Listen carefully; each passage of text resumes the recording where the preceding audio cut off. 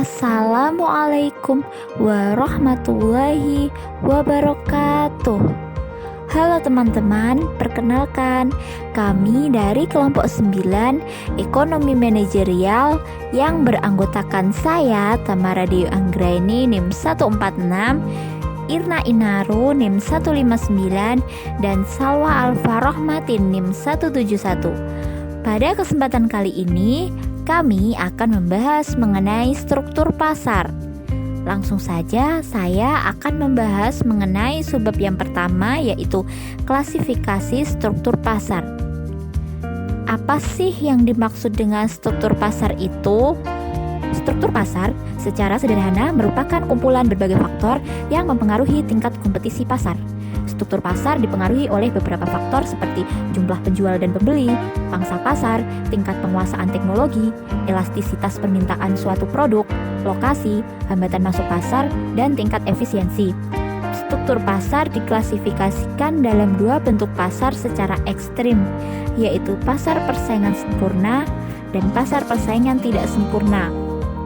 Yang termasuk dalam pasar persaingan tidak sempurna adalah pasar monopoli, pasar oligopoli, dan pasar persaingan monopolistik.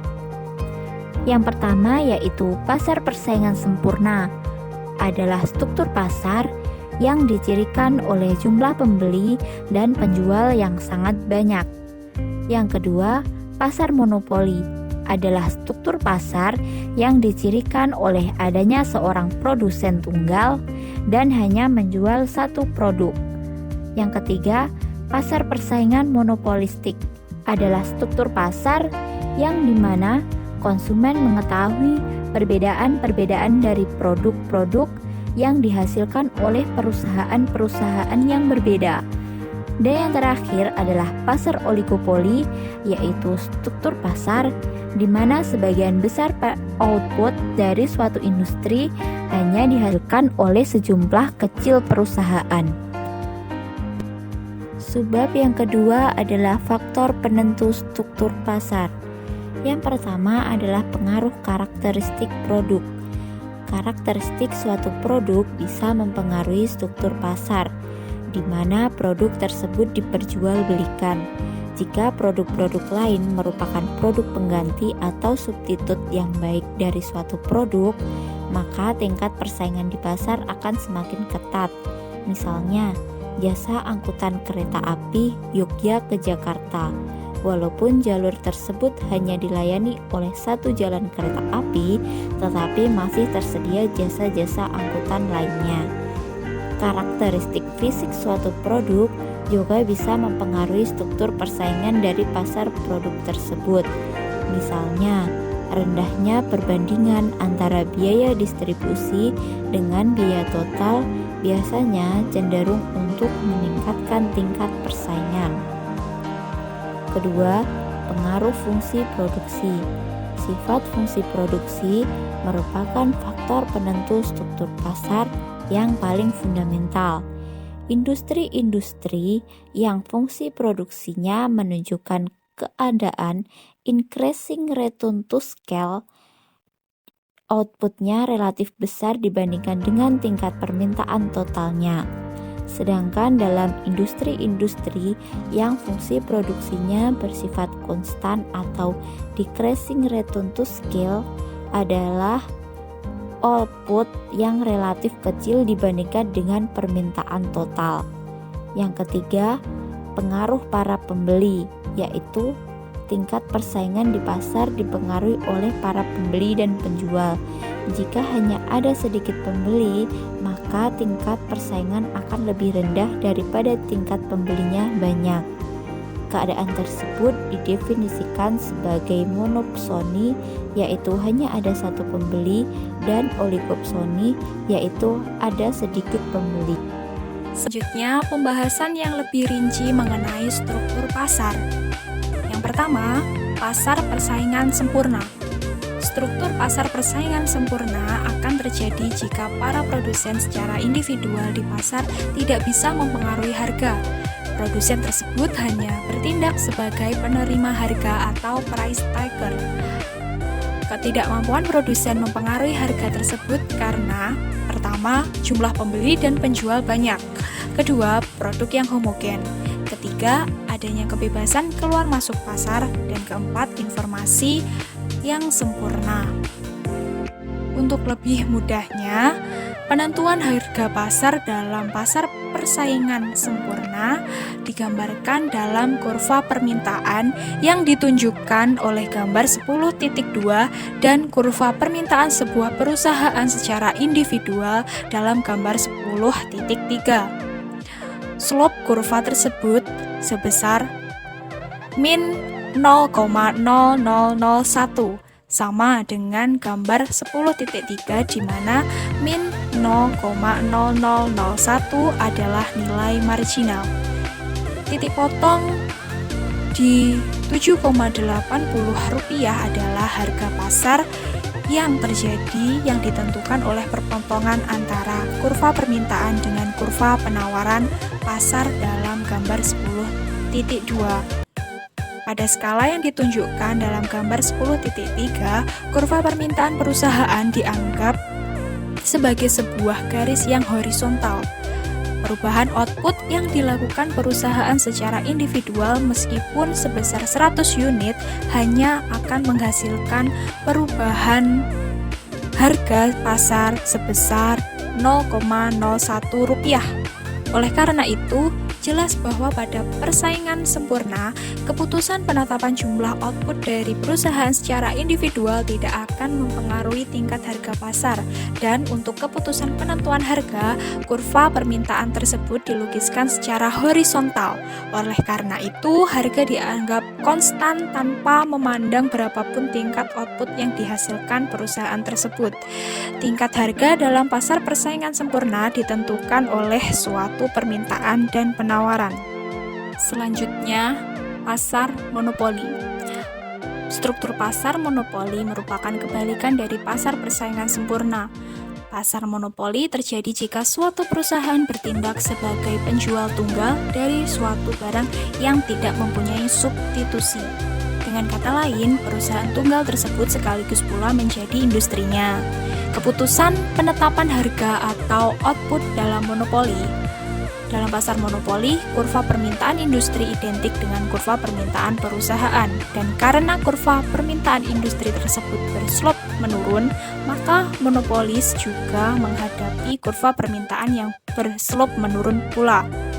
Misalnya, tertera dalam gambar 10.9, 100 unit output bisa dijual dalam tingkat harga 10.000 per unit.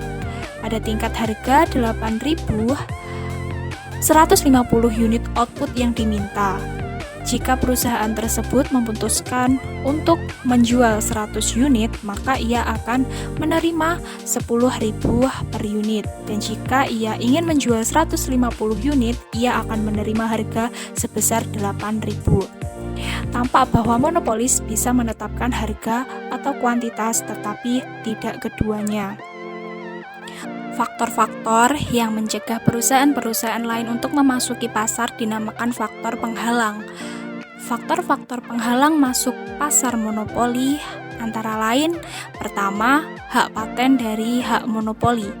Hak paten adalah hak monopoli yang diberikan pemerintah kepada seorang penemu atau inventor atau pencipta atau kreator. Sedangkan hak monopoli atau franchise adalah hak yang diberikan oleh pemerintah kepada seseorang atau perusahaan untuk menjadi pemasok atau suppliers tunggal atau menjadi salah satu dari beberapa pemasok yang sangat terbatas jumlahnya untuk sesuatu barang pada suatu daerah atau geografis tertentu. Hampir semua perusahaan listrik, telepon, dan jasa pos bersifat monopolistis. Kedua, skala produksi yang ekonomis. Skala produksi yang cukup besar dari suatu perusahaan jika dibandingkan dengan ukuran pasar bisa merupakan penghalang bagi produsen lain untuk memasuki pasar. Yang ketiga, penguasaan pada suatu sumber daya.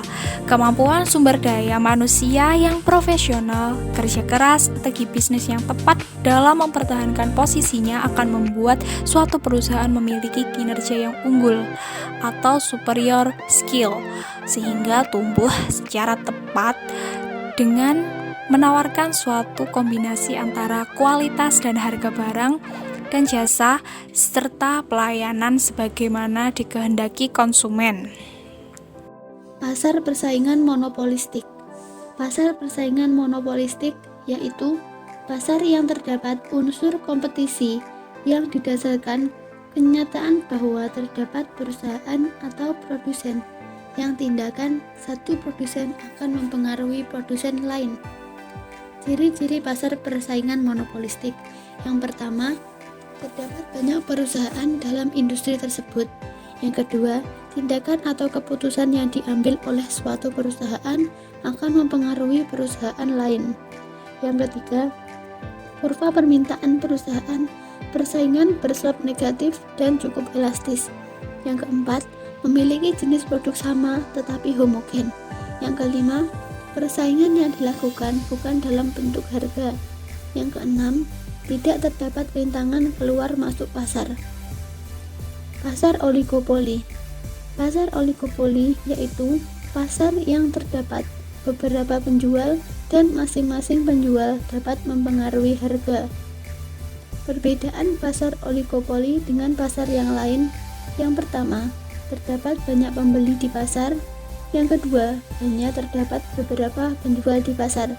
Yang ketiga, produk yang dijual bersifat identik. Yang keempat, hambatan memasuki pasar baru. Yang kelima, saling ketergantungan antar perusahaan. Yang keenam, penggunaan iklan sangat intensif. Jenis-jenis pasar oligopoli ada dua. Yang pertama, oligopoli murni dan oligopoli dengan perbedaan. Oligopoli murni yaitu suatu praktek oligopoli di mana barang yang diperdagangkan sifatnya identik.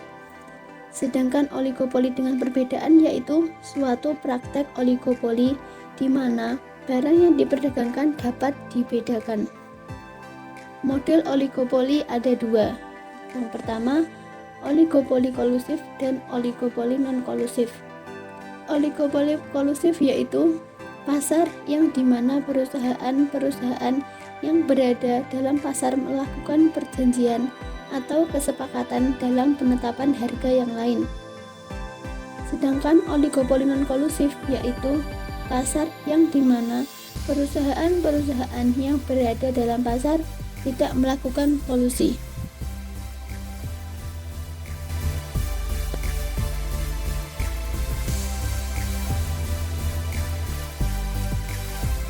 Kurva Kinkert-Diamond merupakan kebalikan dari Kinkert curve atau kurva permintaan, yang dimisalkan ada seorang penjual yang menaikkan harga, maka tidak diikuti oleh tindakan penjual yang lain.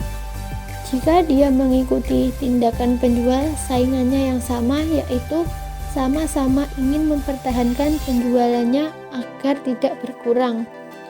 Dan apabila salah satu penjual menaikkan harga, maka tidak diikuti oleh tindakan penjual yang lain, karena menimbulkan kehilangan langganannya, karena pembeli lebih memilih lari dan pindah untuk membeli kepada penjual yang lain yang harganya relatif lebih rendah. Terima kasih sudah menonton video presentasi dari kelompok 9. Semoga bermanfaat. Dan terima kasih atas perhatiannya. Jika dalam penyampaian materi terdapat kesalahan, kami meminta maaf yang sebesar-besarnya. Jangan lupa like, komen, dan subscribe. Terima kasih. Wassalamualaikum warahmatullahi wabarakatuh.